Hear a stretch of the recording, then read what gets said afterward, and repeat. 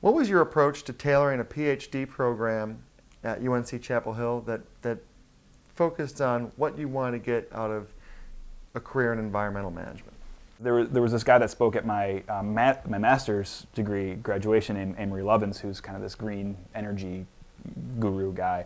And he was really great as he was speaking to the graduating class, and there were a lot of doctoral students graduating. He said, if your committee or your advisor ever asks you why you're taking a class, that means you're probably doing the right thing.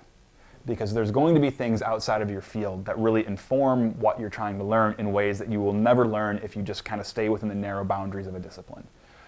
And I found that to be the case. I took a relatively unparochial approach, and some people would call that a stupid approach. In that, not me. Thanks, man.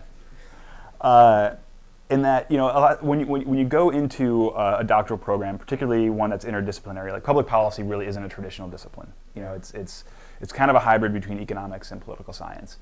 So a lot of people that go into one of these programs will decide that I'm going to go and take the core coursework with the economics department, or I'm going to take the core coursework with the political science department, and then if I decide to get a tenure track academic job, I will have an easier time in one of those places I speak the same language. I decided to take this really haphazard approach, which was I'm going to go, and I had a sort of a question in mind, and I want to figure out all the classes I can take in order to sort of answer that question and be the biggest expert in this little area that I can.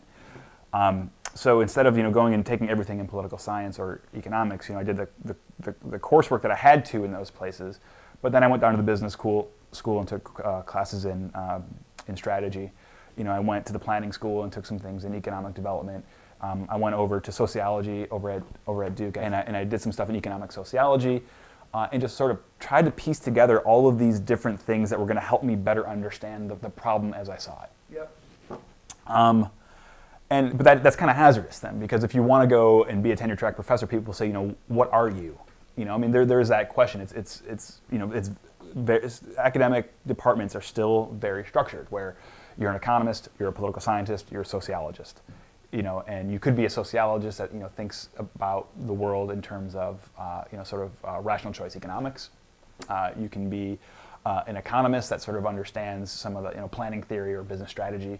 I was trying not to be strategic about where I ended up. I was just really trying to enjoy what I was doing.